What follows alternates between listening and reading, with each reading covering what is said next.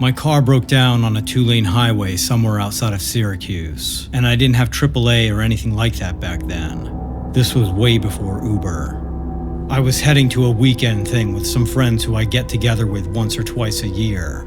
I tried everything I could, but I don't know crap about cars, so pretty quickly I just gave up and accepted that I wasn't going to get anywhere without help. I sat there for almost an hour, waiting for someone who might stop by to help. Cars passed, but nobody stopped. Eventually, someone in an old pickup pulled over. It was a guy, maybe in his 30s or 40s. He rolled down his window, asked what the problem was, and I explained the situation to him. He seemed a little tentative at first, which I can't blame him for. He got out and took a look at the vehicle. He couldn't figure out what the problem was either, but he said he could give me a ride to the next town and hopefully drop me off at either a tow company or a mechanic. As far as I was concerned, it was way better than sitting out here for the rest of the day and night. The guy seemed normal too, which was not necessarily what I expected from someone willing to just pull over on the highway and offer a random stranger help. He told me his name was Mike, and we got in his truck. We made small talk for a little while and eventually relaxed around each other. He came across as someone that I could see myself actually being friends with, which was a relief.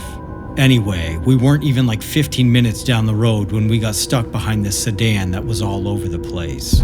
I don't really remember how it got in front of us because I only started paying attention once it started behaving erratically, swerving, speeding up and slowing down, crossing the center line like the driver was falling asleep or messed up on something. Mike made a couple jokes about them being wasted, but we kept our distance. It was kinda sketch though. The way this person was driving was simultaneously aggressive and reckless. We weren't the only ones who noticed it either, but I don't think anyone on the road really knew how to respond to it. The driver even almost hit a couple different vehicles while he was trying to change lanes. He'd start cutting across, almost hit someone like he didn't see them, they'd honk and he'd jerk the wheel back and even it out like nothing had happened. This repeated multiple times. Our off-ramp came up and the car took it as well. We followed them off the ramp and onto a road with far sparser traffic. We kept tailing them for a few minutes until we pulled up to a red light just outside this little town. One of those four-way stops that isn't quite highway but also not quite back road, if that makes sense. No other cars were around, just us and the sedan in front of us. Then, out of nowhere, the back passenger side door of the sedan popped open. Not like it bounced open by accident, it fully popped open. And then this girl, barefoot, maybe 16 or 17, fell out. I'm not even kidding. She launched herself out of the back seat, hit the pavement hard, scrambled to her feet and sprinted straight back toward us, flailing her arms around, which were tied together. Mike and I were both in shock, just staring straight ahead at the scene unfolding in front of us. Then, he threw the truck in park and we both got out. She was sobbing, screaming that she needed help. Her clothes were dirty and her hair was tangled. She ran behind Mike's truck and crouched down like she was trying to keep it between her and the other vehicle. Then, the guy from the sedan got out. He looked pissed and started walking directly toward us like he was gonna grab her. Didn't say a word. Mike started yelling things. "Don't come over here, we're calling the cops, we got your plate." Unexpectedly, this stopped the guy in his tracks. He looked at both of us, then glanced back toward his car. The light, which at this point had been green, turned red, and I swear, it was like he made the decision right then. He turned, ran back to his car, slammed the door, and tore through the intersection. Mike happened to have one of those early car work phones before cell phones were common. He called the cops and we waited with the girl. She couldn't even talk for the first few minutes. She was shaking so bad she could barely stand. Eventually, she said it was her stepdad. They'd been fighting and he forced her into the back seat after she tried to leave the house. The whole way down the road, they were fighting, and the guy had been reaching in the back seat trying to restrain her, which is why he was driving so crazy. She managed to pop the door open at the stoplight. She said she had no idea where he was taking her, just knew she had to get out. Cops showed up pretty quick. We gave statements. Then, the girl went with them and we went on our way.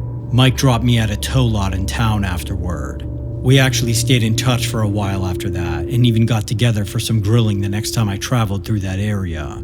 But the whole situation is dark and still disturbs me. When stuff like that happens, you start thinking about things like, what would have happened if my car hadn't broken down? Or if Mike hadn't stopped to help me out? If we'd been a minute later? If she'd tried to run and there was no one behind her? Still not sure what made her stepdad run instead of fight. But it was one of the scariest, most surreal moments I've ever experienced. And it makes me look at every other driver on the road differently now. Like any one of them could be hiding something, or worse, someone in their back seat.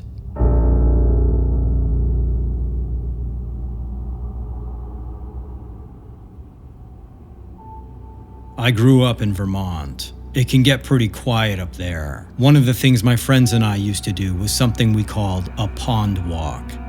One of my friends lived in this rural area very close to a decently sized pond. We would stay over at his house on a weekend night like a Friday or Saturday, and the evening's entertainment would be to walk around the pond, which was about 5 miles of dirt road and would take like 2.5 hours. On the walk, we'd hide from the occasional car that would go by. It was a game of stealth, basically. We'd see the headlights, sometimes too late, jump into the woods behind trees or belly down in a ditch or whatever, and freeze while the cars passed and the light spilled across us. There were always a few close calls. This particular night, it was me and the 3 other core friends of mine who hung out together the most. We had walked halfway around the pond already and wandered to a gas station down the road to get some snacks and energy drinks. Then we began the second half of the loop back to my friend's house. I remember it being muggy and gross, like late June maybe, probably like 1 a.m. I forget the exact context, but some form of a bet or dare came together. The punishment was whoever lost, when the next car came through, instead of hiding with the rest of us, had to skip down the road like a complete weirdo holding his thumb out while the car passed them. Again, it's like 1 a.m. in rural Vermont. So the idea of seeing a guy by himself skipping down a dirt road in the middle of the night with his thumb out should come as a totally creepy surprise to whoever was driving by. Anyway, as my luck would have it, I lost. So we settle back into the walk when we see a car's headlights pull onto the road from way back down at the entrance. The entrance was the halfway mark from his house, so we're probably like an hour and 15 away from home base. So the car's coming, the others duck off into the brush like always, and I did what I'd agreed to. I started skipping down the road like a maniac with my thumb out, making a complete fool of myself while I can hear my friends giggling in the bushes. The headlights hit me from behind first. Then, as the vehicle got closer, the more under a spotlight I felt. The sound of the car got louder as it approached me from behind. I stayed committed and kept up the act, waiting for the headlights to move beyond me and let my moment of shame pass. But the car didn't pass. It slowed down and then just crawled along beside me. I heard the window roll down and then someone call out asking if I was good and if I needed a ride. I could also hear music inside and other people talking. That was my breaking point. I dropped the act. It was too awkward. I stopped moving, and so did the car. I couldn't see into the cab very much at all except for the dim reflection of the headlights and the illumination of the dash lights. I called out that I was just joking around and tried to play it off even though I knew there was no saving my pride in this situation no matter what I said. I told them I was just messing around and that it was a joke. The guy didn't laugh. No one did. I could just see his silhouette through the open window in the back seat staring at me. Then, all of a sudden, the vibe shifted. When he spoke again, the tone of his voice was completely different, like he was pissed off or something. He asked me why I thought it was funny. My stomach started to get butterflies. I tried to laugh it off again and began explaining that it was a dare and that my friends were hiding in the woods. But then he opened his door and told me to get in. It was so out of left field I didn't say anything. Then he partially swung his leg out of the car and repeated himself.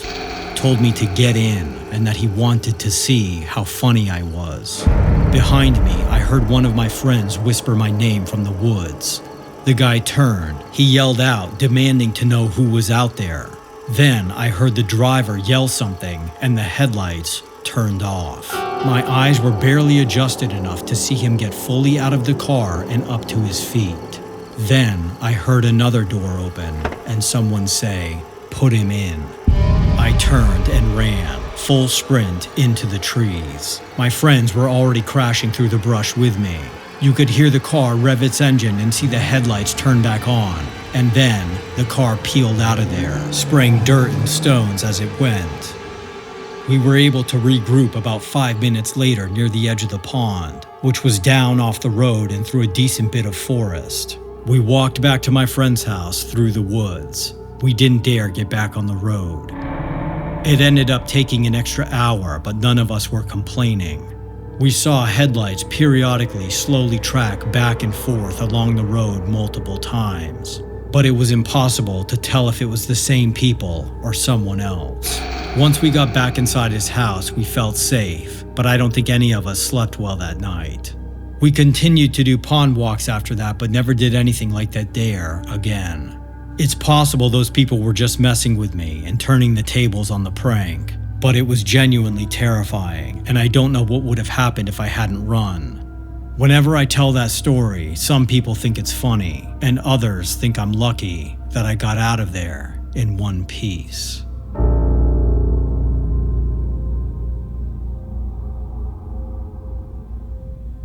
This story took place back in the late 80s when I was in my mid-20s. I lived alone and worked the front desk at a motel.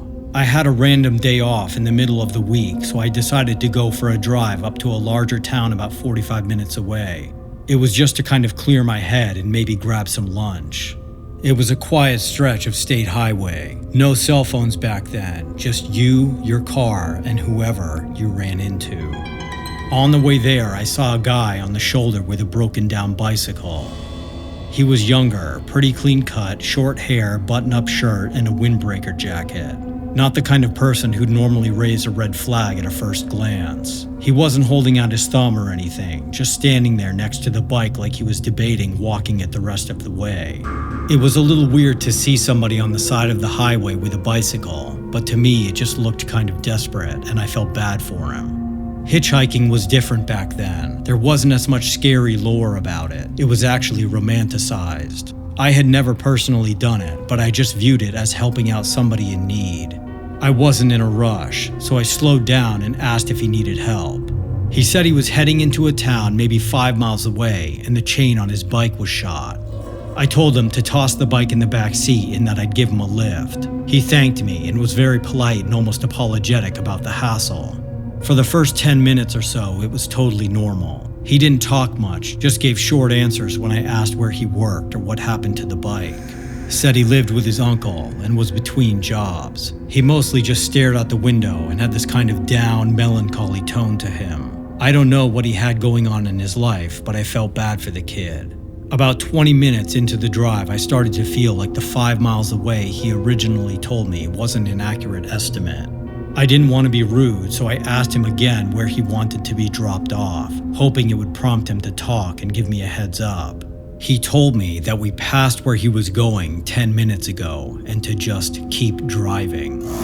I remember I sort of laughed, thinking maybe he was joking. He then repeated the same thing, word for word, without turning his head. I felt this slow wave of dread rise up inside me. I was suddenly second-guessing everything I had thought about the kid. At the time, I couldn't tell if he was just kind of an odd duck or had difficulty interacting with other people or something and didn't know how to respond properly to social cues. I glanced over and he was still looking out the window, but he had his right hand in his inside jacket pocket. It looked like he was holding something. I tried to pivot out of it and calmly leveled with him. I told him it was no problem and to just tell me where he wanted me to go and I would take him there. He didn't move, just kept his hand in his jacket pocket and told me to keep driving. We were on a stretch of highway with no shoulders, just woods on either side and a concrete median separating both directions. No cars behind me. I didn't know what to do. I thought about slamming on the brakes or swerving into a gas station or something dramatic. But there was nothing around and I had no idea how he would react. Then I had this stupid, desperate idea. I confessed to him that I had bladder issues, which was true, and that I needed to use the bathroom terribly badly, which was a lie. He didn't say anything at first, just sat there like he was internally negotiating whether or not I was being honest with him. Then finally, he told me I could pull over and to do it quickly on the side of the road and leave the car running. I thanked him and spotted a grassy spot on the shoulder coming up that had no guardrail. I slowed down looking for a place to pull over, and as soon as I reached the opening, I put on my hazards, stopped, threw it in park, flung the door open, and ran. I ran across the other lanes of traffic and the median, waving my arms around like a crazy person. A box truck slowed down and stopped on the opposite shoulder. I ran straight for it.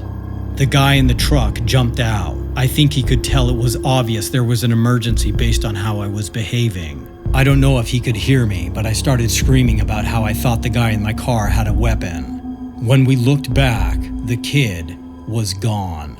My passenger door was wide open, and his bike was still in the back seat, but he was nowhere. Must have run off the shoulder and directly into the woods. When the traffic cleared for a minute, the truck driver and me walked back over to my vehicle to make sure it was clear. No sign of the kid. I took out his bike and chucked it down the hill, then thanked the truck driver, got back in my car, and left. No idea what was up with that kid, or whether he even had a weapon. But clearly, he knew whatever his intentions were, they were dark enough to prompt him to run away as soon as I started calling for help. That was the one and only time I will ever pick up a hitchhiker. And I don't care how safe someone looks. Clean clothes, polite manners, none of that means anything until they take off the mask.